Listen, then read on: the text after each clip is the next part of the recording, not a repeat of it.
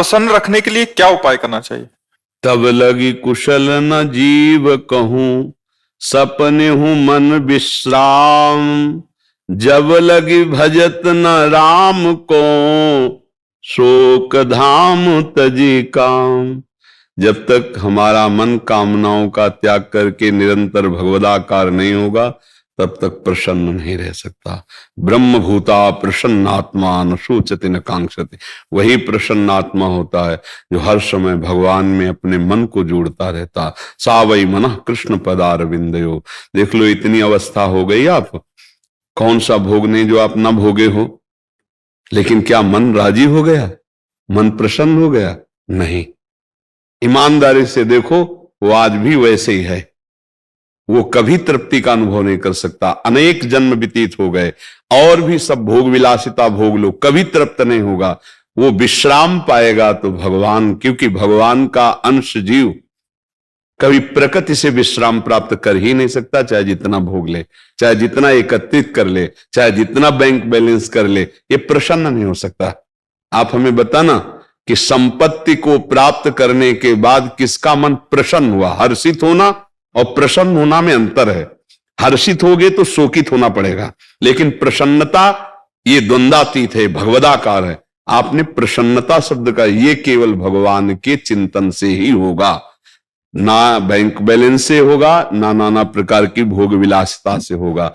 अशांति बढ़ती जाएगी जितना बैंक बैलेंस बढ़ेगा और जितना भोग बढ़ेगा, शांति नहीं बढ़ सकती। देख लेना, जितना भजन बढ़ेगा उतनी शांति होती चली जाएगी, जितना भोग भोगते जाओगे उतनी अशांति बढ़ती चली जाएगी। आप खुद अनुभव करके देख लीजिए। तो शांति प्राप्त करने के लिए, प्रसन्नता प्राप्त करने के लिए अपने कर्तव्य का धर्म पूर्वक पालन करते हुए नाम जप किया जाए। कोई भी गंदा आहार, गंदा पेय ना पिया जाए, नहीं तो मन थोड़ी देर के लिए बेहोश होता है उस प्रमाद स्थिति में, तो उसी को तुम आनंद मान लेते हो। अभी आनंद जाना कहां? होश में चैतन्य होते हुए भी बेहोश रहना एक बड़ी अद्भुत स्थिति होती है, वो भगवान से प्राप्त होती है। आप भगवान के अंश हो, प्रकृति के अंश से आप कभी सुखी नहीं हो सकते हो। चाहे जितना प्रकृति को भोग लो, कभी मन प्रसन्न नहीं हो सकता। ऐसा लगता है कि एक चीज आज मन मांग रहा है, खा लें तो हम प्रसन्न हो जाएंगे, अगर ये हम भोग लें तो प्रसन्न हो जाएंगे। लेकिन जिसको तुम को सोच रहे हो कि भोग लें, उसको कोई भोग रहा है, लेकिन वो भी किसी और के लिए सोच रहा है। वो भी ऐसा नहीं कह सकता कि अब कछु नाथ न चाहिए मोरे, मैं प्रसन्न हूं, अब मुझे कुछ नहीं, ये नहीं कोई बोल सकता। ये वही बोल सकता है जिसका चित्त भगवान से जुड़ा हुआ है। तो हमारी प्रार्थना है, नाम जप कीजिए, अपने कर्तव्य का पालन कीजिए। बार बार मन संसार में जो जा रहा है वहां से हटा के प्रभु के चरणों में, प्रभु के नाम में लगाइए, तो ही मन प्रसन्न हो सकता है। हमें तो आज तक और कोई उपाय नहीं लगा, न शास्त्रों में न महापुरुषों के वचनों में। ऐसा कोई उपाय नहीं है जिससे अन्य उपायों द्वारा मन को प्रसन्न किया जा सके। आप देख लो, ये किसी भी वस्तु को स्थायी नहीं पकड़ता।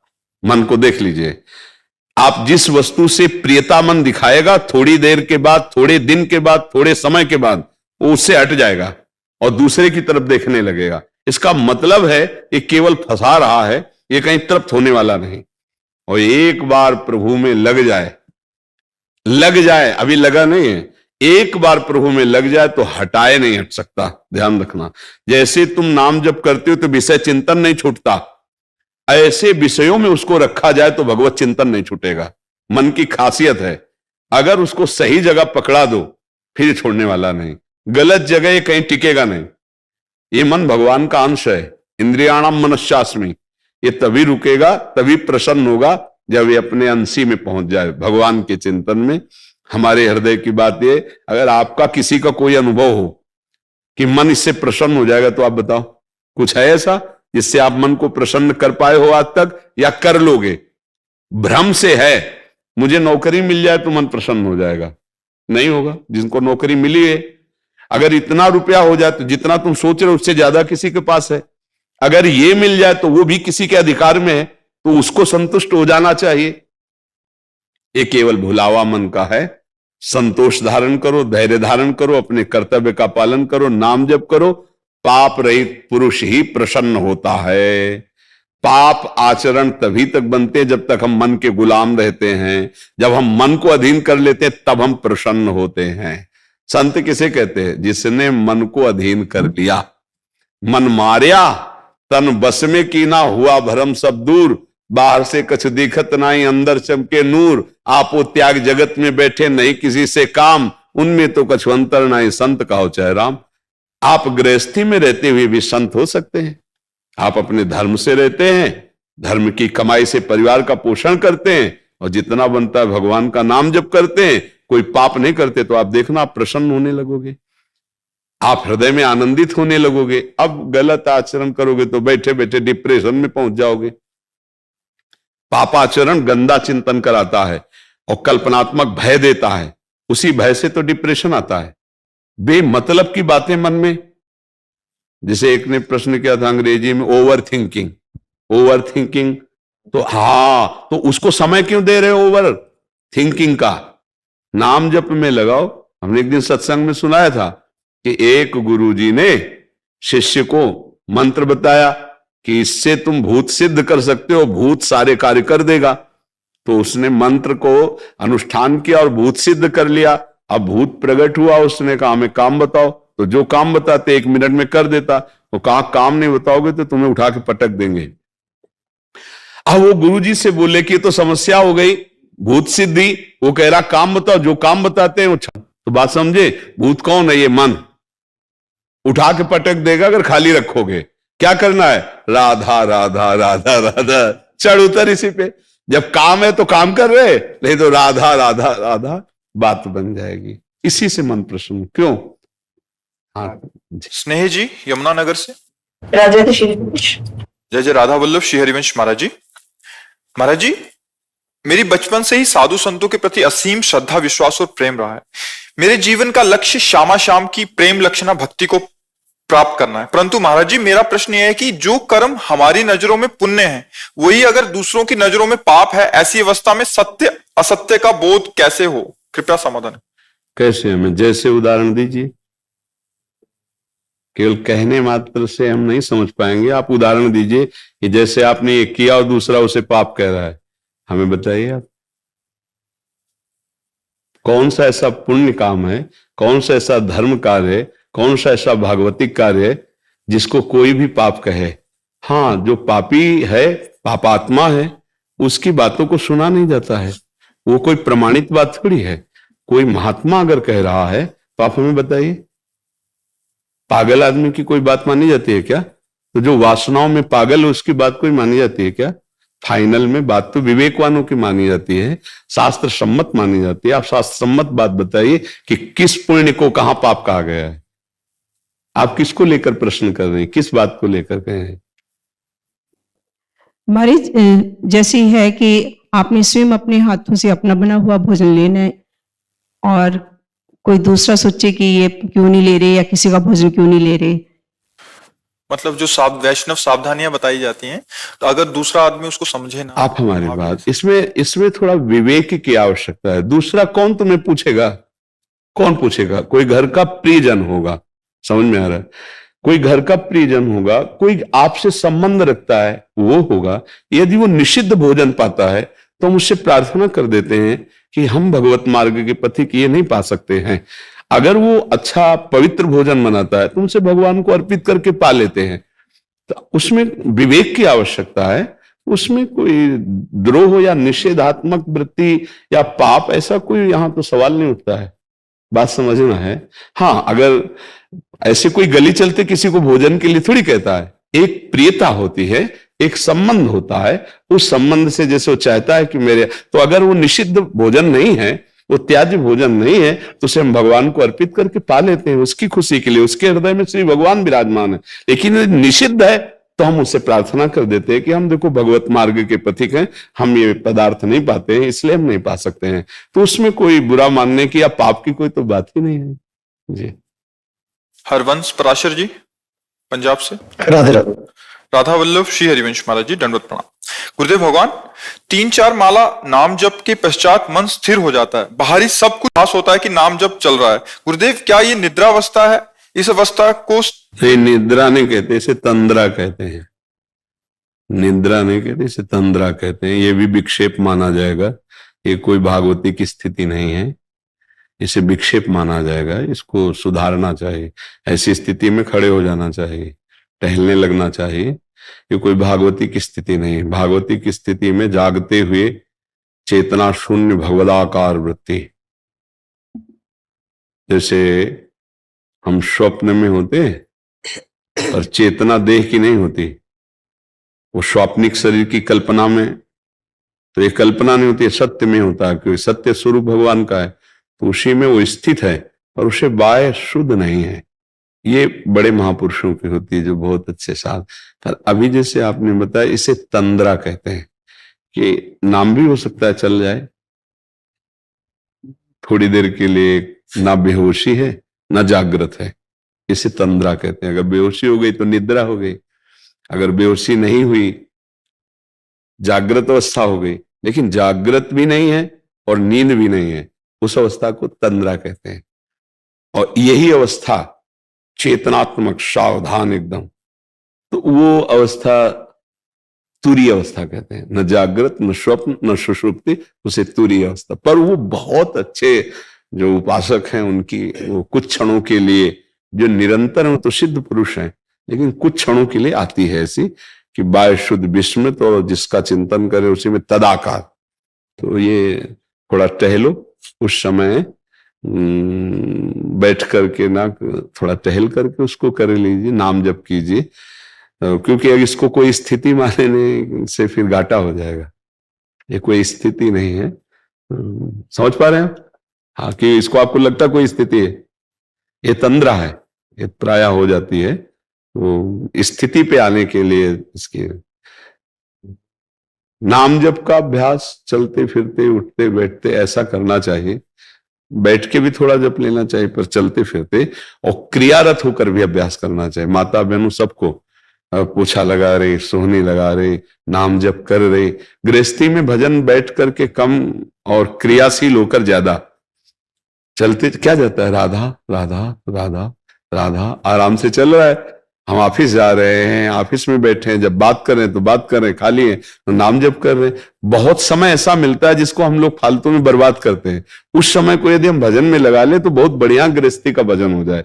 गृहस्थी भी भगवत प्राप्ति में समर्थ है, ऐसा नहीं कि गृहस्थ भगवत प्राप्ति नहीं कर सकता है। हाँ, नाम और बढ़ाइए और थोड़ा टहल करके जप कीजिए। जी, मैं सेना में हूँ, ब्रिगेडियर AK सिंह, और निश्चेतना विभाग में स्पेशलिस्ट हूँ।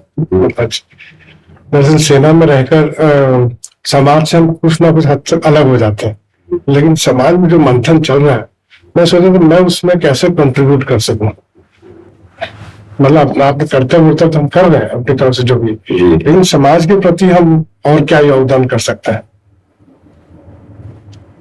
यदि आप अपने कर्तव्य पर स्थित हैं तो पूरे राष्ट्र की आप सेवा कर रहे हैं। और ये जो समाज परिवर्तन, उनके भाव का परिवर्तन होगा, वो स्वयं के तप और पवित्र आराधना से होता है। जैसे हम ऐसे समझाएं किसी को तो ऐसे समझ में नहीं आएगा, लेकिन यदि हम स्वयं समझकर और तप पूर्वक भजन पूर्वक, तो उसका प्रभाव पड़ जाएगा। समाज का परिवर्तन इस समय बहुत आवश्यक है, क्योंकि वायुमंडल में बेविचार और नाना प्रकार की कुप्रवृत्तियां फैल चुकी हैं कलयुग के कारण। अब उसके लिए यदि भजन और तप नहीं होगा तो वाणी से केवल परिवर्तन नहीं हो सकता। हम किसी को धन और सुविधा देकर सुखी नहीं कर सकते, उसके विचार परिवर्तन की आवश्यकता है। अगर उसका माइंड परिवर्तन नहीं हुआ तो वासनात्मक भूत उसके द्वारा जो क्रियाएं करवाएगा वो अशांत रहेगा, वो नाना प्रकार के पापाचरण करके वो बहुत क्लेशित रहेगा। अगर हमें समाज को सुधारना है तो बाहरी व्यवस्था में तो आप लगे ही हैं कि किसी भी तरह का आतंक हमारे देश को कष्ट ना दे पावे, ये तो, लेकिन अब जो देश की व्यवस्था की बात है सुधरने की, जब तक हमारे समाज का जो बुद्धि है उसका परिवर्तन नहीं होगा, तब तक वस्तु दे देना, अर्थ दे देना, उससे सुविधा से काम नहीं चलेगा। अगर बुद्धि ठीक है तो और बुद्धि के लिए तप और भजन, इन दो के द्वारा बुद्धि का परिवर्तन होता है। भजन ही या तपस्या ही बुद्धि को सत्य की तरफ प्रेरित करती, प्रकाशित करती है। तो हमें लगता है कि भगवान से प्रार्थना की जाए और स्वयं भजन। लेकिन ऐसा ना, मैं उसे कहता हूँ उस देश बहुत बुरा दिन होगा जब हम सेना को बोला जाएगा कि आप अंदर की स्थिति ठीक करो, हमारे लिए बहुत। इसमें देखो, इसको हम जो कह रहे हैं उसको आप विस्तार से समझ लीजिए। अपने अपने पदों का दुरुपयोग यदि ना हो तो समाज का बहुत ज्यादा हिस्सा सुधर जाए, लेकिन आप जिस तरह से प्राणों की बाजी लगाकर बॉर्डर को सुरक्षित रखते हैं, उस तरह अपने पद की सीमा को सुरक्षित नहीं रखा जा रहा। हम ये नहीं कहते कि सब एक ही लाइन पे हैं, पर कहीं ना कहीं बहुत कुछ हम अपने राष्ट्र के द्वारा जो मिला हुआ पद है उसका दुरुपयोग होता है। अगर उसका दुरुपयोग बंद हो तो बुद्धि शुद्ध हो और वो लाखों को शुद्ध कर दे, पर बहुत कठिन है। अर्थ का प्रलोभन और जीवन का भय, ये दो जिसके दिमाग में हैं वो अपने पदाधिकार का सदुपयोग कभी नहीं कर सकता। आप इस बात पर ध्यान देना। अगर आप बॉर्डर में सुरक्षा पे हैं तो आपने दोनों का त्याग कर रखा है और जीवन की बाजी लगा करके आप, और दूसरी बात प्राण का मोह त्याग करके, किसी भी क्षण कुछ भी हो सकता है, तब आप बॉर्डर की सुरक्षा किए हैं। तो आज हमारे धर्म की रक्षा, आज हमारे राष्ट्र पदों की रक्षा अगर कहीं डामाडोल हो रहा है कुछ, तो वो बुद्धि के कारण हो रहा है। कोई सत्य पे चलना चाहता है तो उसे प्राणों का भय है। कौन आ गया कि अगर आप ऐसा नहीं करते हैं तो ऐसा, या फिर अर्थ का प्रलोभन और भय, दो का त्याग तभी हो सकता है जब अध्यात्म का ज्ञान हो। अध्यात्म के बिना प्रलोभन और भय का त्याग नहीं हो सकता, और प्रलोभन और भय ये धर्म का पालन नहीं करने देते हैं। आप विचार करके देखना इस विषय पर। तो हमें लगता है कि अध्यात्म शिक्षा अगर जन जन में पहुंचे, वास्तविक अध्यात्म, प्रवचन होना तो बहुत है, ये तो बहुत है, वास्तविक अध्यात्म में जब तक हम स्वयं नहीं होंगे तब तक सुधार नहीं होने वाला है। तो अध्यात्म का आप अपने अंदर प्रसार कीजिए और फिर बाहर प्रचार कीजिए। हमारी तो प्रार्थना आपसे यही रहेगी। और भय, अगर हमारे अंदर हिम्मत है कर्तव्य का पालन करने की, तो हमारी हिम्मत तोड़ देता है। वही सफल होता है जो भय और प्रलोभन दोनों का नाश करता है, चाहे भक्ति मार्ग में हो चाहे संसार मार्ग में हो। वही सुखी रह सकता है और धर्म का पालन कर सकता है। हमारा तो आंतरिक भाव यही है कि भय और प्रलोभन से बचा जाए, दूसरों को बचाया जाए, तभी अंदर सुधार हो सकता है। जैसे भय और प्रलोभन दोनों से आप बचे हुए हैं, तभी हमारा बॉर्डर सुरक्षित है। अगर आप ग्रसित हो जाएंगे तो वहीं दूषित हो जाएगा। भय या प्रलोभन दोनों से अगर आप दब गए तो हमारा देश संकट में फंस जाएगा। तो अंदर ये बहुत जोर से हवा चल रही है भय और प्रलोभन की, कि अगर हम ऐसा करते हैं तो हमारा हमसे श्रेष्ठ अधिकारी है वो हमको निलंबित कर देगा। ऐसे हमारे सामने आए हैं विषय, तो हमें समाज का ज्ञान इस विषय आपसे ही तो होता है, क्योंकि हम समाज में तो घुसे नहीं, समाज हमारे पास आती तो उससे पता चलता है जी जी। पर हम आपको धन्यवाद देते हैं कि आपकी सद्भावना बॉर्डर पे भी है और अंदर भी है, इसलिए हम आपको धन्यवाद देते हैं कि ये सद्भावना ही जगत मंगल करने के लिए पर्याप्त होती। सद्भावनाएं अगर जागृत हो जाए तो कलौ संगो शक्ति, ऐसे बहुत से सद्भावना वाले हों तो हम अपने आसपास सुधार कर सकते हैं। धन्यवाद सबकी, धन्यवाद। स्वामी गुजेशानंद जी रामकृष्ण मिशन से। राधे राधे महाराज जी, राधे राधे। राधे राधे महाराज जी, वंदनीय पूज्य महाराज श्री, आपके चरणों में साष्टांग दंडवत प्रणाम। महाराज श्री, हमारे जीवन का लक्ष्य श्री कृष्ण विगत मानसः समस्त सुखः, कैसे भगवान श्री कृष्ण हमारे मन को चुरा करके अपने चरणों में मन को रख दें। मुरारी पादार्पित चित्तवृत्ति। आज सत्संग में एक बात कही थी, ध्यान से जो सुनने के लिए बैठे होंगे पकड़ पाए होंगे।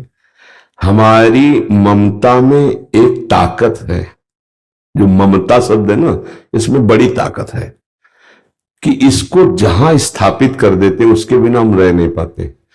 और ये जहां लग जाती है उसके सानिध्य की मुझे अत्यंत जरूरत होती, चाहे वस्तु में, चाहे किसी व्यक्ति में, चाहे किसी स्थान में। जैसे आपसे ममता हो जाए तो बिछुड़त एक प्राण हरि लेहि, फिर आपसे बिछोड़ना पसंद नहीं आएगा। अभी ममता हमारी श्री कृष्ण पादाम्बुज में अर्पित नहीं हुई। बात समझना, नहीं, वो ममता श्री कृष्ण को विवश कर देगी। ममता का जो प्रभाव है वो उन प्रभु को विवश कर देगा और वो आपके बिना रह नहीं पाएंगे, आपको बुलाना नहीं पड़ेगा, वो छा जाएंगे आपके मानस पटल पर, आपके नेत्र में, आपको बाहर भीतर कृष्ण ही कृष्ण नजर आएंगे। एक जरूरी बात है, हमारी ममता, वो खुद कह रहे हैं, सबकी ममता ताग बटोरी, मम पद मनहि बांधी बरी डोरी।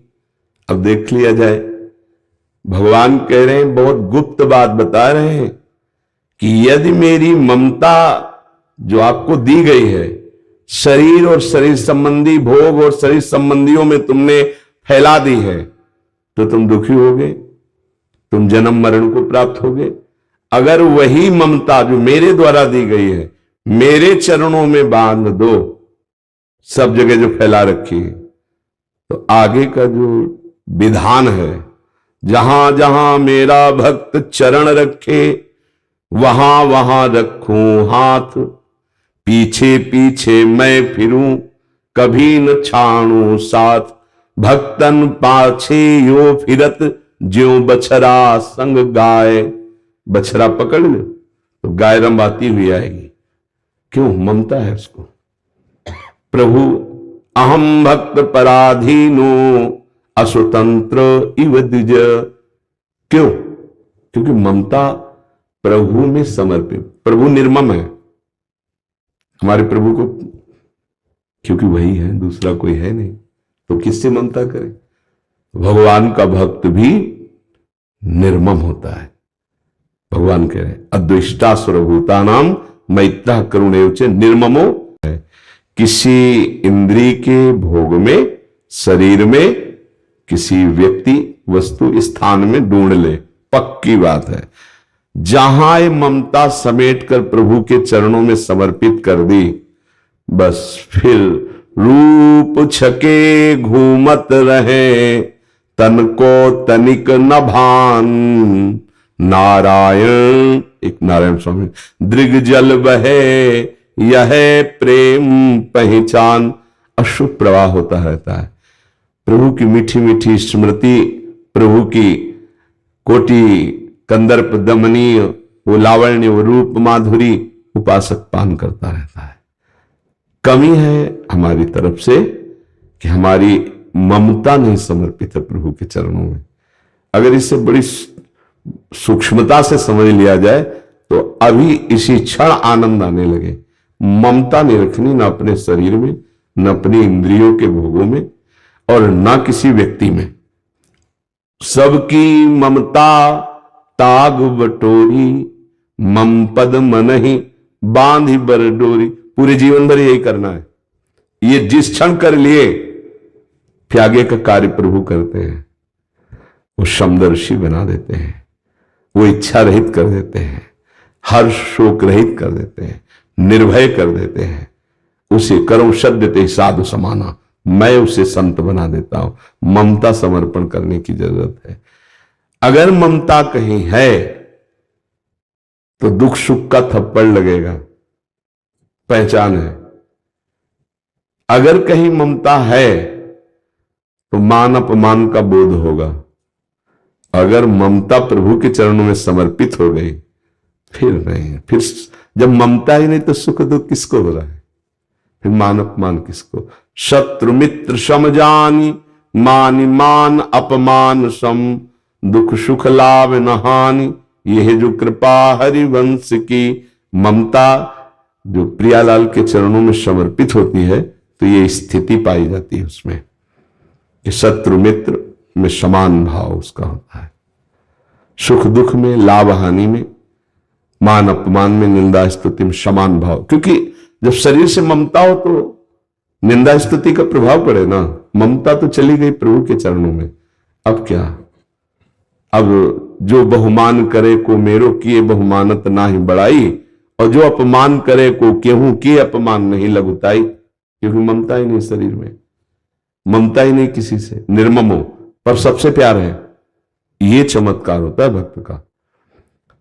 वो निर्ममो निरहंकारा पर सबसे प्यार होता है। सब जीवन सो प्रीति भगवत भाव से, रीति निबाहत आपनी, रीति अपनी निष्काम, किसी से कोई स्वार्थ की प्रीति नहीं, निष्काम भाव से, भगवत भाव से सबसे प्रीति है, और किसी से ममता नहीं। ये बड़ा चमत्कार। प्रीति का व्यवहार सबसे, ममता किसी से नहीं, क्योंकि ममता सबके हृदय में विराजमान श्री भगवान को समर्पित हो गई। अब वो भगवान को देखकर व्यवहार करता है। निज प्रभु में देखे जगत, तब हमारे अंदर भगवदाकार वृत्त। तो अनन्य चिंतन तभी तो होगा। अगर वस्तु, व्यक्ति, स्थान, कहीं कुछ ममता है तो उसका चिंतन होगा। जब ममते नहीं रही तो प्रभु का चिंतन, और जब प्रभु का चिंतन हुआ तो कुछ रह ही नहीं गया। मत्ता पर तरम नान्य किंचिदस्ति धनंजय, मेरे सिवा कुछ नहीं, ये अनुभव हुआ। अब वास्तविक जो रस आया वो प्रतिक्षण वर्धमान आया, वो किसी घटना परिस्थिति में बदलने वाला नहीं होता। तो वो जो उपासक जन है, वो जब अपनी ममता को बटोर कर प्रभु के चरणों में समर्पित कर दे तो बात बन जाए। और यहां त्रुटि हो जाती है। हम नाम जप करेंगे, थोड़ा साधन करेंगे, थोड़ी सेवा करेंगे, पर ममता शरीर में, ममता अपनी मान्यता, प्रियता इंद्रियों की, बहुत समय लग जाता है। साधना को समझना है, ये क्रिया से नहीं होता, ये केवल समझ ठीक होने से होता है। रवि गोस्वामी जी ने, तुलसीदास जी ने बहुत शोध कर कहा कि बिगड़ी जन्म अनेक की, अब ही सुधरे आज होई राम को। बस अपना जो ममत्व है उसको प्रभु के चरणों में अर्पित कर दूंगा। सब साधन का ये सार है, ममता शून्य हृदय और ममता युक्त हृदय। प्रभु के चरणों में ममता, और शरीर और संसार से ममता शून्य। और यहां सब उल्टा है, सिर्फ प्रभु से ममता नहीं और सब जगह है। ले देखो ना, जैसे छोटे बच्चे से मां प्यार करती है, कैसे छोटा बच्चा मां से प्यार करता है। भय आया तो मां की गोद में दौड़ जाएगा, और सुख की बात है तो मां की गोद में। अगर उसे टॉफी पसंद आती तो पहले मां की तरफ देखेगा, मां। ऐसा भक्त होता है। अनुकूल प्रतिकूल हर परिस्थिति में ममता केवल प्रभु के चरणारविंद में होती है। वो प्रभु की तरफ देखता है। अभी हमारी प्रभु से ममता शून्य और सब ममता है, और उपासक की समस्त जगत से ममता शून्य। निर्ममो निरहंकारा सम दुखा सुखा क्षमी, क्षमावान, सुख दुख में समान भाव, किसी में कोई दोष दर्शन नहीं, करुणा मैत्री का सबसे व्यवहार, और कहीं ममता अहंकार नहीं। ये भक्त का स्वरूप है। इसलिए नाम जप और अपनी मम बैठ जाए दिमाग में तो पलटने में 1 मिनट लगता है, बस दिमाग में बैठा लिया गया प्रभु के सिवा। पर ये बैठना कठिन होता है। देखो ना, लगे तो है, इस हम लेके चले अपनी ममता को बटोर कर प्रभु के चरणों में, वो कहीं फैल जाती है, देख लो, फिर कहीं फंस जाते हैं। हम उसको ठीक ठिकाने पर चढ़ा नहीं पाते, समर्पित नहीं कर पाते। और उन्होंने सिर्फ कहा है, मम पद मन ही बांध पर, मेरे चरणों में बस। अब हम लेके चलते, जैसे अपने लोग संत भाव में निकले, कोई गृहस्थ हो या विरक्त, ममता तो देनी पड़ेगी प्रभु के चरणों में। जैसे अपने लोग चले तो विविध प्रकार की समाज, विविध प्रकार के उसमें फंस जाते हैं।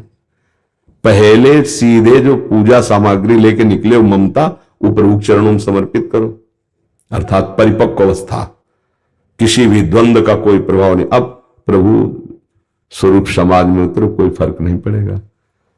पर वो विविध प्रकार के मान सम्मान की ऐसी प्रियता होने लगती है, विविध प्रकार का लोक व्यवहार ऐसा होने लगता है कि वो ममता जहां ले जाके समर्पित करो, वो फिर फिसल जाती है। मतलब पुत्र में नहीं तो शिष्य में सही। बड़ा विचित्र खेल है ममता का। अगर वहां तक नहीं पहुंची तो फिसल के कहीं भी लग सकती है, कहीं भी। मतलब एक ईंट में भी ममता हो सकती है, कहीं भी ममता, कमंडल में हो सकती है, लंगोटी में हो सकती है, हिरन के बच्चे में हो गई, हिरन बनना पड़ा।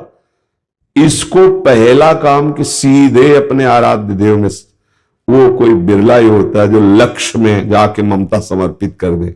नहीं, इतना मनोरंजन है, लक्ष्य तक पहुंच नहीं पाता। निकला तो, पर मनोरंजन ने इतना जोर का माया फेंक देती है ना, सब फ्री, खाओ पियो भोगो देखो, ऐसा फंस गया।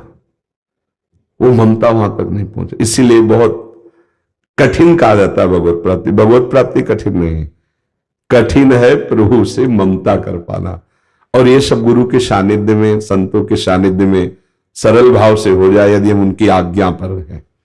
महत् संगस्तु दुर्लभ हो पर अगम्य हो। हम उनकी आज्ञा पे नहीं रह पाते, यदि आज्ञा पे रहे तो अमोघस्य निश्चित भगवत प्राप्ति हो जाए। ममता, खास सत्संग का सार स्वरूप ममता प्रभु के चरणों में समर्पित हो जाए। अब ये देखता रहे ममता कहां है।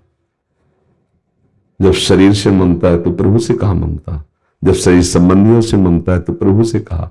नाते नेह राम के मनियत सुहृद सुसेव्य जहालो, अंजन कहां आंख जय फूटे बहुतक कहां लो।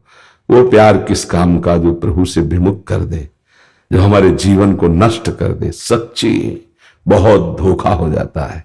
इंद्रिय मन शरीर का प्यार पूरे जीवन को बर्बाद कर देता है। बड़े भाग्यशाली है जो व्यवहार तो धर्मयुक्त करते हैं और प्यार प्रभु से करते हैं। आप लोग जैसे बैठे हो आकर के, तो प्रभु ने आप पर कृपा करी तो ये बातें सुन पा रहे हो। नहीं, बातें सुनना, ये बातें अध्यात्म की, प्रभु के मार्ग में चलना, ये दुर्लभ वस्तु है। सुत दारा धन लक्ष्मी पापियों के घर होए, संत समागम हरि कथा तुलसी दुर्लभ दोए। इस संसार में दुर्लभ ये कि भगवत प्रेमी महात्मा मिल जाए और शुद्ध सत्संग मिल जाए, आध्यात्मिक शास्त्र सम्मत। तो हम सार बात समझ पाएंगे कि क्या करना है। ये अध्यात्म है जो आपके मन को आनंद दे। इसमें किसी भी वस्तु व्यक्ति के सहयोग की जरूरत नहीं, चवन्नी की जरूरत नहीं, एक दाना की जरूरत नहीं। अरे भरण पोषण तो सबका भगवान कर रहे हैं। अध्यात्म को, उसको स्तर से नीचे मत गिराओ, अध्यात्म को नाटक मत बनाओ, अध्यात्म को व्यापार मत बनाओ, अध्यात्म को अध्यात्म रहने दो। व्यापार के लिए और भी बहुत सी बातें हैं। अध्यात्म को तो केवल भगवत प्राप्ति की, और भगवत प्राप्ति के लिए आपको कहते कुछ जरूरत नहीं। सही पूछो तो हर जरूरत मिटा देना ही भगवत प्राप्ति है। जा ही न चाहिए कबहु कछु तो तुम सन सहज सने, और बसो निरंतर तासुर सोराउर निजगे। ना श्रोता भगवान को प्राप्त करना चाहता है और न वक्ता चाहता है। आजकल सत्संग में भी बोला, बड़ा दुख होता है। अध्यात्म मंच पर बैठकर प्रपंच, अध्यात्म मंच पर बैठकर प्रपंच। अध्यात्म का ज्ञान ऐसे हो जाएगा क्या? नहीं भैया, अध्यात्म का जब तक विवेकवान, और विवेक कहां होता है? साधु महात्माओं के संग से।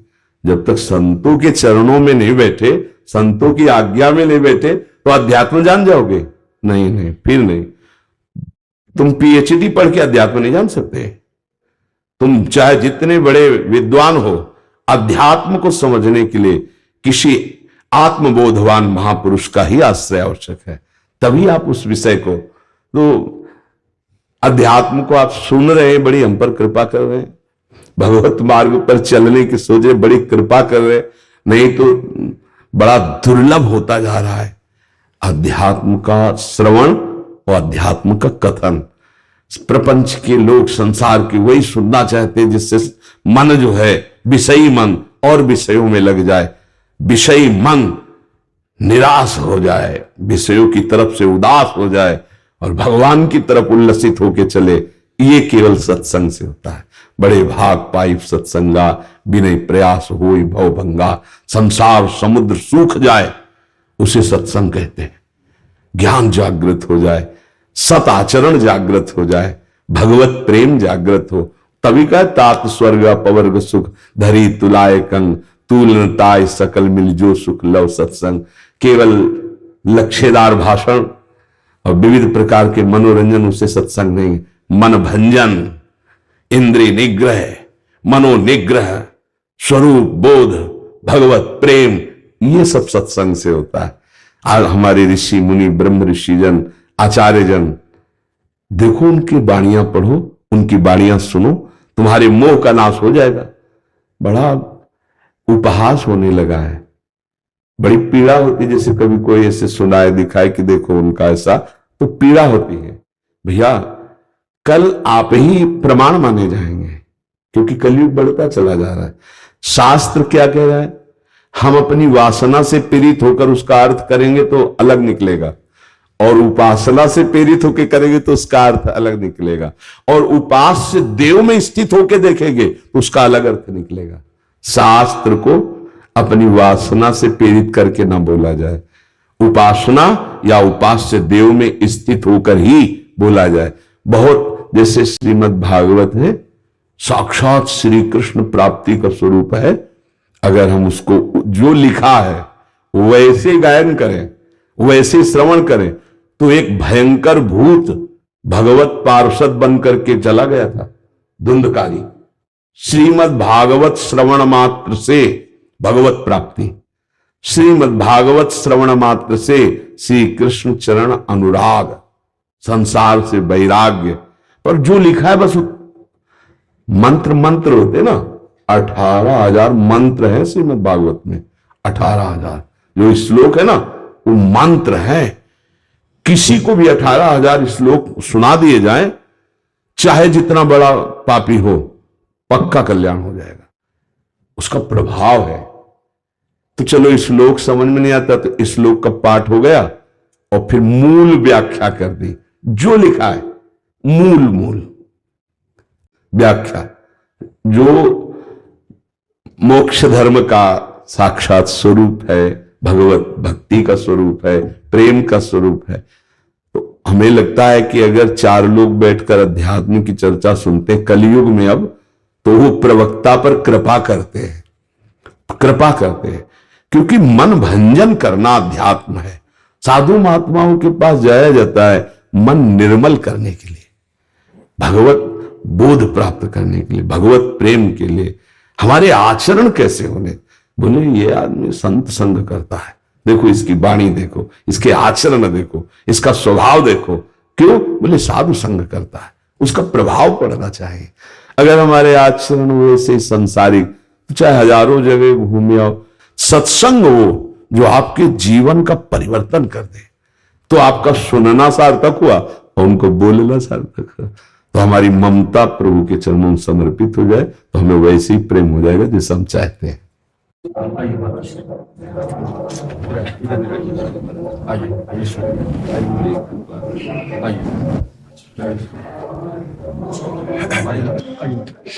लाओ सब संतों को लाल वाली प्रसादी लोई उड़ा, संतों सफेद में जो सेवा में सफेद वाले उठा दे। महर्षि आश्रम कुप्पाघाट भागलपुर बिहार में पड़ता है जी। तो सब एक कार्यक्रम था यहाँ देवकीनंदन ठाकुर के सामने में जी। आनंद फार्म हाउस के पास जी।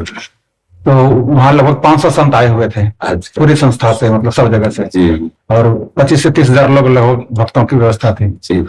तो वहीं से सब कुछ संतों की इच्छा हुई मिलने की, तो ले आए। मैं तो यही रहता हूँ वृंदावन में ही। हाँ, बड़ी कृपा जो प्रभु मोहि अनुग्रह की ना, तो तुम आई दरसठ दिन। हमारे प्रभु कृपा किए तो आप सब आके दर्शन। बहुत दिनों से नाम सुना था तो मन में श्रद्धा बनी कि ये संत मत की संस्था है, स्वामी जी का दर्शन करना है। स्वामी जी सतगुरु का जी हमारे संस्था में जो है जी, मैंने अभी आपका थोड़ा सा प्रवचन सुना, ऐसे भी मैं आपको फॉलो करता हूँ क्योंकि आपने शास्त्र और जो संतों के प्रति अश्रद्धा हो रही थी जी, उसको आपने पुनः लोगों में। आप संतों की चरण धूलि का प्रताप ही।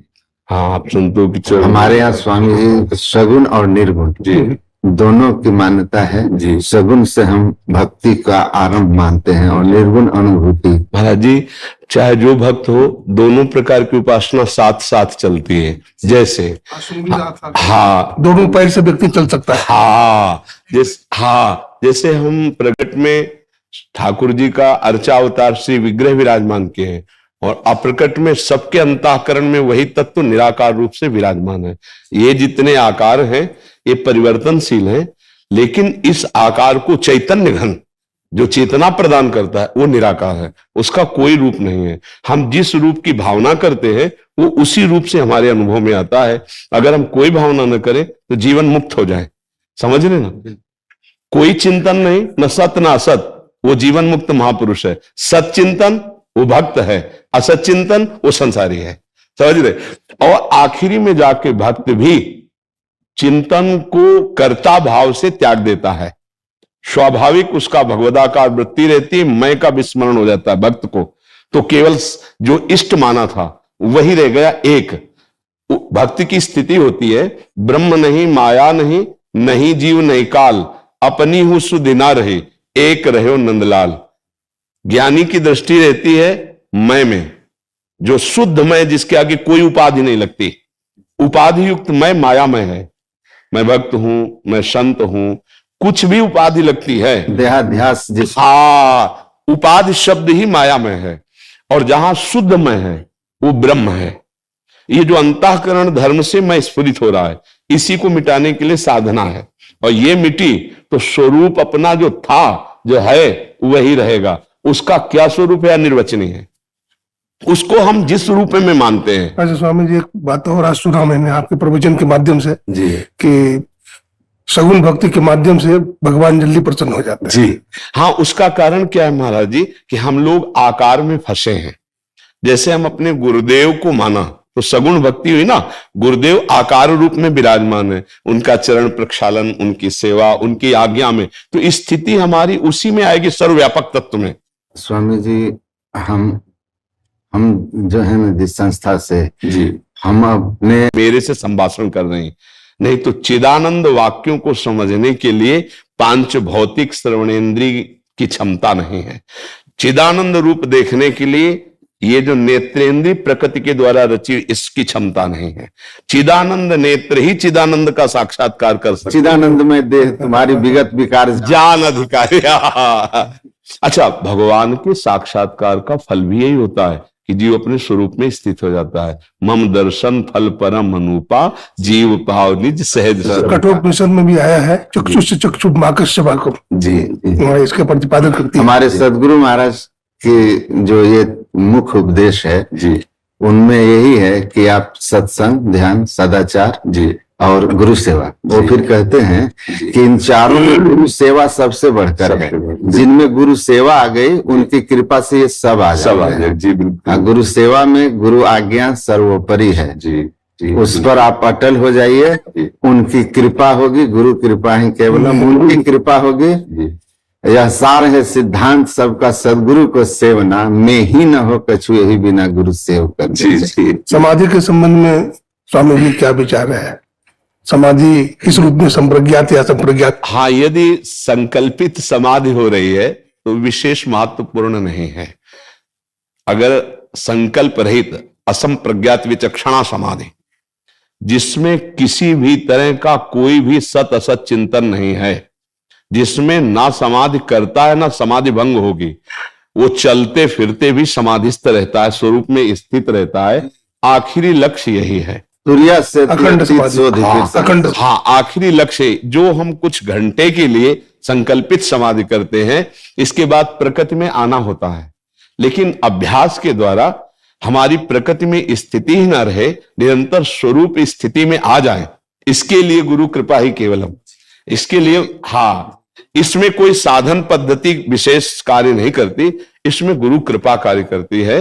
जैसे उपनिषदों में भी आता है कि नायमात्मा प्रवचनेन लभ्या न मेधया न बहुना श्रुतेन, यही साधन तो है, स्वरूप बोध के यही साधन बताए गए हैं। लेकिन कह रहे नहीं, आत्मा जिससे वर्ण करती है, आत्मा वर्ण गुरुदेव, जो हमारे आत्मबोध कराने के लिए हमारे ही आत्मस्वरूप हमारे सामने साकार रूप धारण किए हैं, वो सिर्फ हमारी ही आत्मा है।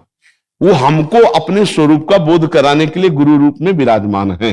और जब बोध हुआ तो द्वैत खत्म हो गया।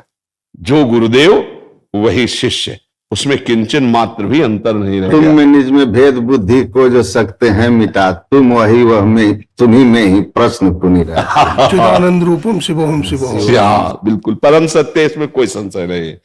आराधना के द्वारा सवाल हल होता है। मानी संख्या साकार, सवाल हल हुआ, वही है।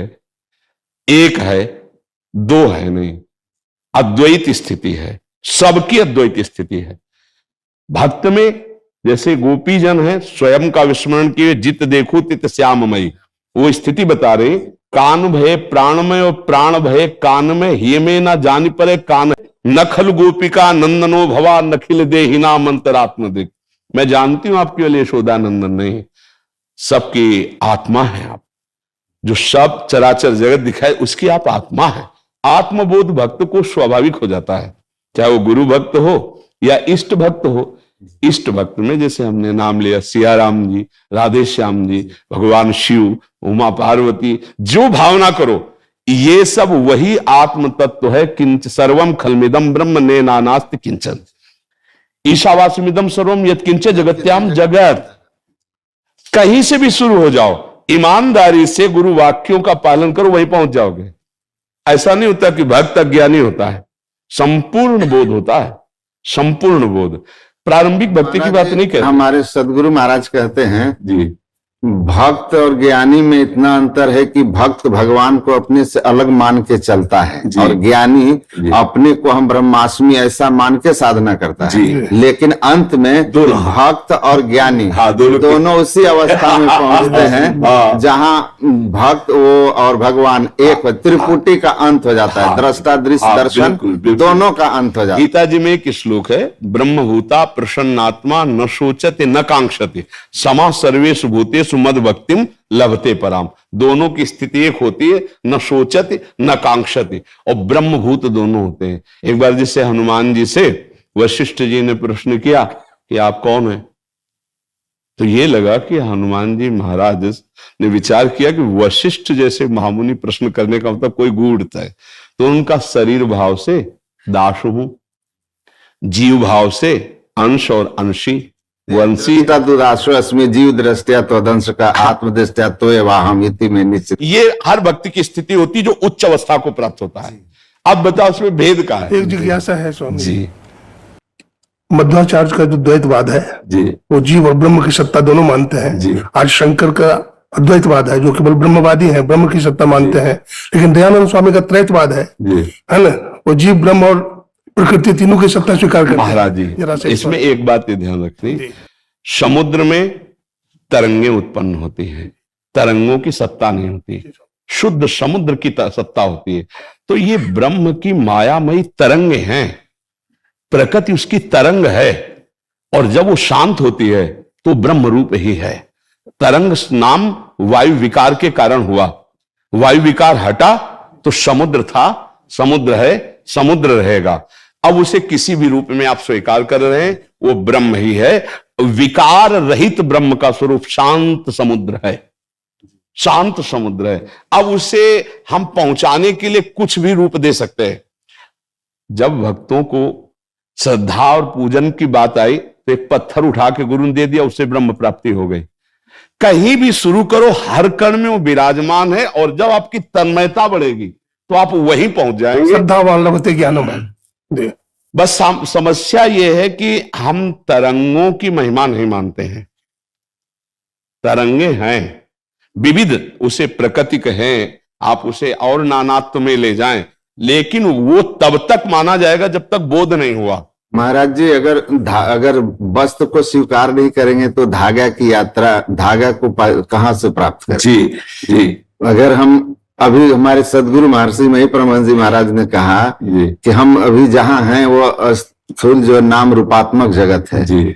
आप नाम रूपात्मक जगत में हैं तो नाम और रूप का सहारा लेके चलना होगा। बहुत जहाँ आप जहाँ बैठे हो वहीं से आपको चलना है। हाँ, बिल्कुल, बहुत इसीलिए नाम रूप के सहारा लेना है और इससे यात्रा करनी है। जैसे पानी में जो कोई पड़ते हैं तो पानी का सहारा लेते हैं, अब पानी ही उनका रास्ता होता है और उसी सहारे और रास्ते को लेकर वो पानी के पार चले जाते हैं। उसी तरह शगुन साकार नाम रूप का सहारा लेकर हम यात्रा शुरू करते हैं और फिर गुरु कृपा और उनकी युक्ति, उनके प्रति हमारा जो समर्पण है, पाखंड अहंकार त्याग करके फिर हमको पहुंचा देता है निर्गुण निराकार में। हमारे यहाँ आगे की थोड़ी सी साधना बताई गई है, अंतर ज्योति अंतर्नाद की। महाराज जी, जो स्वरूप बोध है उसमें कोई साधना नहीं, समस्त साधनों का त्याग है। न स्थूल का चिंतन, न सूक्ष्म का चिंतन और न कारण का चिंतन, तीनों मायाकृत है। चिंतनीय जो वस्तु है वो अचिंत्य है, जिसको हम चिंतन करने की बात करें वो अचिंत्य है। जी महाराज जी, उन्होंने यही कहा कि इस साधना से उस अवस्था में जाओगे, अवस्था है अचिंत। हाँ, मूल बात अगर हमारी आगे चलकर स्थिति ये समझ में आती, जैसे स्वप्न में आपने बहुत कुछ देखा, स्वप्न में स्त्री पुरुष नानात्व तो सब देखा, एक मन के सिवा कुछ था क्या? कुछ नहीं। ये पता जागने पे चला ना, ऐसे ही बोध होने पर मैं के सिवा कुछ नहीं है। आप उस मैं को श्री कृष्ण बोलो, मैं को राम बोलो, मैं को शिव बोलो, मैं को आत्मा बोलो, हमें कोई परेशानी नहीं। जय जाने जग जाई हेराई, जागे जग स्वप्न रम जाए। बस चैतन्य महाप्रभु स्वामी जी, चैतन्य महाप्रभु से जब पूछा गया कि आपने दुनिया को जो ज्ञान दिया है तो अद्वैतवाद क्यों नहीं माना, अद्वैतवाद का प्रचार क्यों किया? तो उन्होंने कहा था कि अभी देश काल जो है अद्वैतवाद को समझने की क्षमता नहीं रखती है, उनमें योग्यता नहीं है, इसलिए मैंने द्वैतवाद का प्रचार किया। जी तो इसमें क्या महाराज जी, जब हम कृष्ण कृष्ण कृष्ण कृष्ण कृष्ण कृष्ण जपते हैं, इतना तो कोई भी जो समझ रहा है कि गुरु ब्रह्म है, तो ये जगत गुरु ब्रह्म है ना, श्री कृष्ण जी है, पर ब्रह्म है ना, क्योंकि जगत गुरु कि जो गीता जी है, कोई ऐसा संप्रदाय नहीं जो गीता जी को हाँ समझ रहे ना। अब हम जगत गुरु का जब चिंतन किया, कृष्ण कृष्ण कृष्ण कृष्ण कृष्ण, तो जो जगत गुरु हैं वो अनुभव करा देंगे, वहीं पहुंचा देंगे। वास्तविक अगर हठ ना किया जाए तो स्थिति वही आ जाएगी। स्थिति सबकी वही आती है महाराज जी। अंतर इतना होता है जो अनुभव किया गया कि हम चलते हैं तू से, तू ही सब कुछ है, और मैं जाकर के तू में लय हो गया, तो तू मैं हो गया, मैं तू हो गया। अच्छा, ज्ञान मार्ग में मैं से चला जाता है, मैं ब्रह्म हूं, और फिर मैं खो जाता है, केवल ब्रह्म रह जाता है। दोनों एक ही हो जाते हैं, क्योंकि जो मैं है वो अंतःकरण धर्म से बोला जा रहा है, समझना। मैं जो बोला जा रहा है इस समय कि मैं ब्रह्म हूं, मतलब ये अनुभूति के मार्ग में चल रहे हैं, और जब अनुभूति हुई तो ब्रह्म, मैं ब्रह्म हूं, ये तू रहे न कोई। हाँ, ये मायाकृत है। जैसे सर्वम खलमिदम ब्रह्म, तो ये सर्वम बोध कराने के लिए है, केवल ब्रह्म, केवल। तो ऐसे केवल कृष्णाकार वृत्ति, मैं इनके को हवा में उड़ाया जा रहा महाराज जी, अश्रद्धा हो जाती है कुछ लोगों के पास जाकर। पर आप अपने जैसे अपने देख रहे हैं, जैसे तिनके को हवा उड़ा करके मंदिर के बिल्कुल चोटी के ऊपर बैठा दे, मतलब तिनके का इसमें क्या प्रयास। तो ऐसे गुरु कृपा केवल यहाँ स्वामी जी मनसा वाचक कर्मणा एक ही दिखाई पड़ता है जी। यहाँ पर जो है मनसा वाचक कर्मणा एकदम एक है। मेरी वृंदावन आने की जो खुशी थी वो ये वृंदावन भगवत धाम है, कृष्ण महाराज जन्मबंदे जगत गुरु का, वो तो था ही, लेकिन महाराज जी आपका दर्शन करना हमारे लिए, आप दर्शन देने आए, आपका दर्शन हुआ, हम लोग कृतार्थ हो गया। हम लोगों की मनोकामना थी कि यहाँ दर्शन करेंगे, हम लोगों का दर्शन हुआ, सफल हो गया। आपका दर्शन हुआ। और ये ब्रह्मचारी लोग भी जो है बड़े महान हैं, इनका भी देखा है, इनकी सेवा, इनकी समर्पण सेवा और बड़ी महान है, बड़ी समर्पण है जी।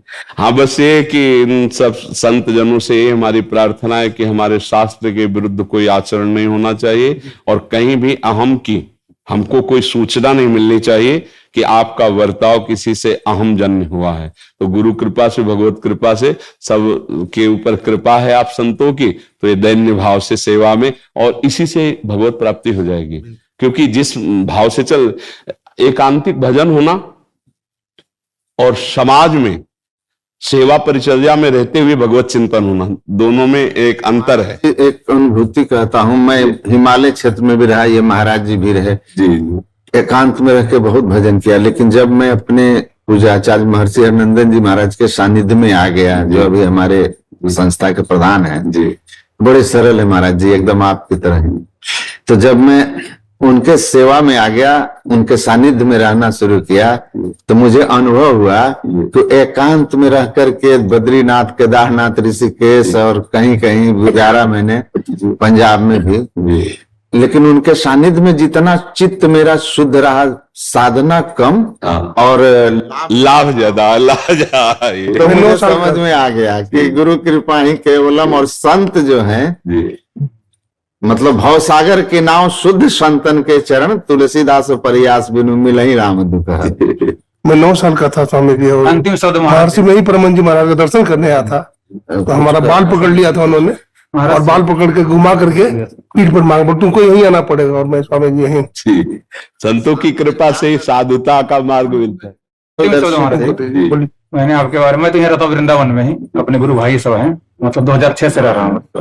तो मैंने आपके बारे में सुना हूँ कि आप पहले संन्यास में रहते थे और काशी में रह करके आचार्य किया भी है, तो उधर से आकर के हरिवंश में स्वीकार किए। तो आपको तो शास्त्र के पूरे जानकारी भी है, मैं भी पढ़ाता हूँ ऐसे। मैंने ऋषिकेश में कैलाश आश्रम से आचार्य किया हूँ, स्थानांतरण का। तो हमें ये जानना है कि हरिवंश के बारे में 2 शब्द आप थोड़ा उपदेश करें कि, और यहाँ वृंदावन में रह करके मैंने कृष्ण के प्रति। महाराज जी, महाप्रभु का स्वरूप है हित। हित माने प्रेम। जैसे आत्म ज्ञान हो गया लेकिन आत्मरति नहीं, तो खास बात नहीं हुई। आप समझ पा रहे? आत्मज्ञानी है पर आत्मरति नहीं। उड़िया बाबा के महाराज के शब्द हैं कि आत्मज्ञानी तो प्रायः मिल सकते हैं, पर आत्मरतिवान, जो आत्म स्वरूप में आसक्त चित्त, अपने स्वरूप में ही रमण करने वाले, किंचन मात्र कभी 1 सेकंड के लिए भी बहिर्मुख नहीं, ऐसे होना बहुत कठिन है। ऐसे ही कृष्ण भक्ति करना अलग है और कृष्ण रति प्राप्त होना अलग है। तो ये जो आचार्य हमारे प्रकट हुए, जिनको हित हरिवंश कहते हैं, हित माने होता रति, प्रेम। मूर्तिमान श्यामा श्याम का प्रेम ही आचार्य रूप में अवतरित हुआ। और श्यामा श्याम प्रेम में, प्रेम के खिलौना दो, खेलत हैं प्रेम खेल। तो एक बार श्री नवनिवृत्त निकुंज में, ये लीला भगवान की धाम की है, अद्भुत रास हो रहा था।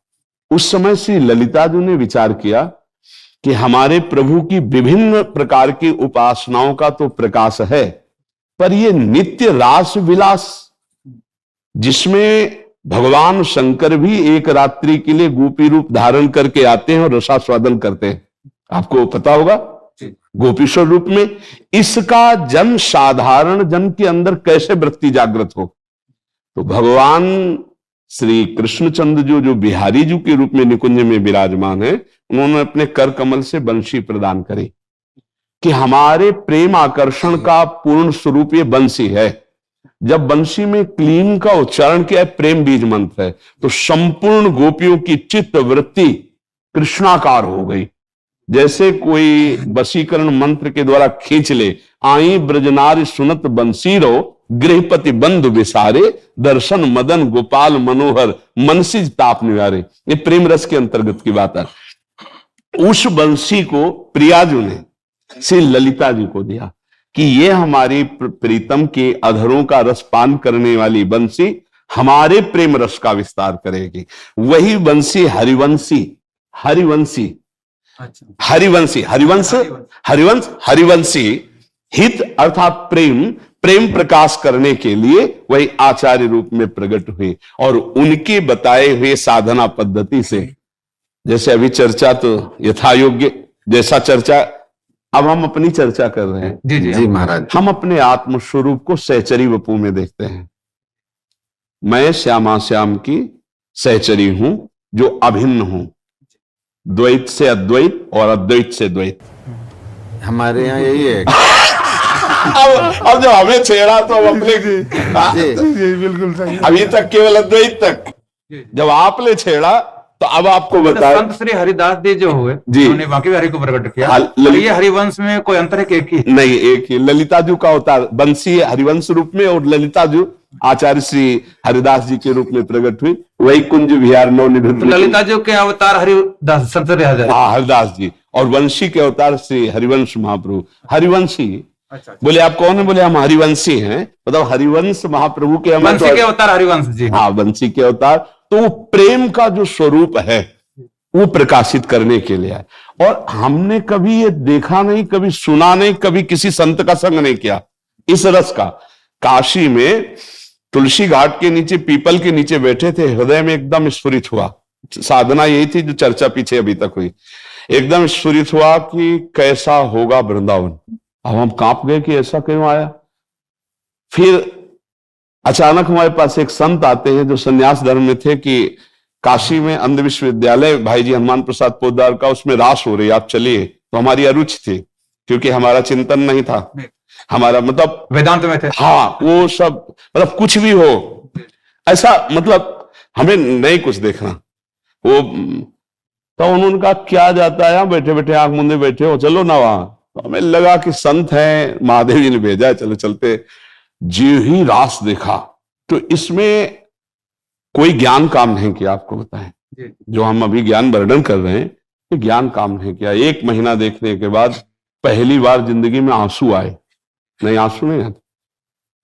किसके लिए आंसू रोना है, किसके लिए, किसके लिए कोई हो तो रहे, समझ रहे। उस समय ज्ञान काम नहीं किया, बस हृदय में आया कि अब रास कैसे, लाश कैसे देखने को मिले। तो जो श्री राम शर्मा आचार्य थे, उनके चरणों में कि आप हमको अपने साथ रख लीजिए, और जहां जहां रास होगी जो सेवा करेंगे हम करेंगे, आप रख। तो उनका बाबा तू एक बार वृंदावन आ जा।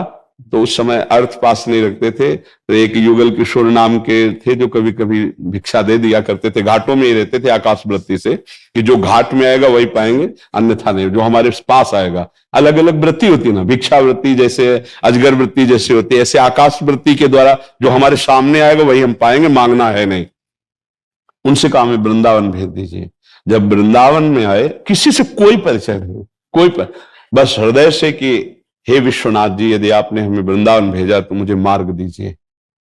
तो एक दिन एक सखी गाती हुई जाती, प्रिया बदन छवि चंद्र मनो प्रीतम नयन चकोर।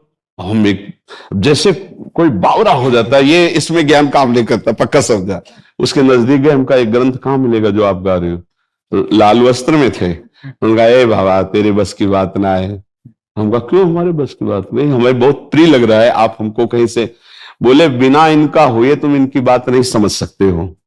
कैसे हुआ जाता है, बिल्कुल सत्य, किसी संत का संग नहीं, कैसे हुआ जाता है। उन्होंने कहा कि राधा वल्लभ जी में जो गोसाई जी हैं उनके पास जाओ, उनसे बात करो। बस परिक्रमा पूरी की, गए गोसाई जी, उन्होंने कहा राधा वल्लभ जी का बनना पड़ेगा, उनका बना दीजिए, उनका ऐसा उतर जाए उनका उतार दीजिए। मतलब बस वही से फिर जो हमारे अंदर द्वंद्व मचा, अब हमारा समाधान नहीं, क्योंकि काशी का चिंतन और वृंदावन का बिल्कुल अंतराय हो गया। अब हमें जो गुरुदेव भगवान ने दिया तो हमारे प्रश्न का समाधान नहीं होता, क्योंकि जो ज्ञान मार्ग का पथिक होता है बहुत तार्किक बुद्धि होती है, मतलब वो कोई अंधविश्वास या श्रद्धा लेगा तो बहुत तर्क प्रधान बुद्धि होती है।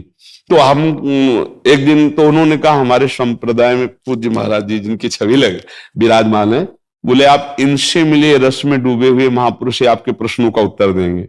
महाराज जी से मिले तो बहुत किसी से नहीं मिलते थे, एकांत, पहला शिष्यत्व गुरुदेव भगवान की कृपा से। तो गुरुदेव भगवान हमारा गुरु भाव नहीं था।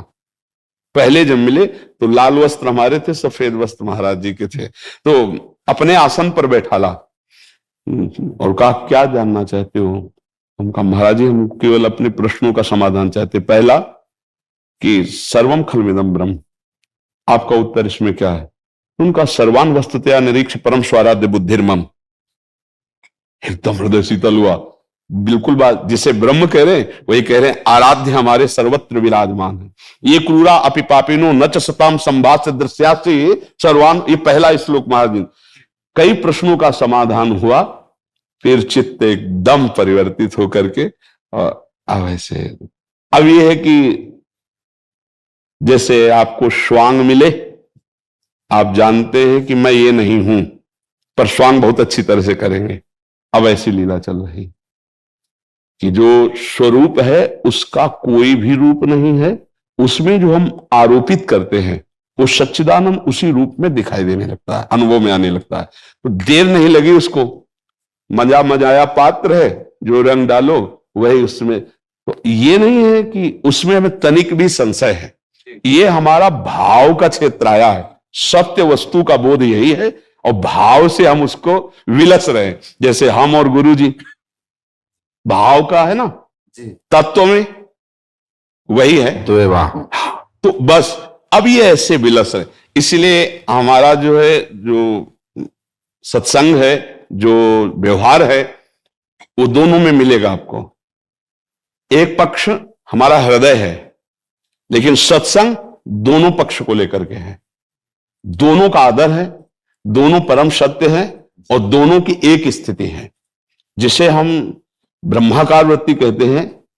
वही हिताकार प्रेमाकार वृत्ति होती है, उसमें किंचन मात्र भी अंतर नहीं। अब ये रसास्वादन आ गया, रसास्वादन में अद्वैत से द्वैत हुआ है। ये भ्रमात्मक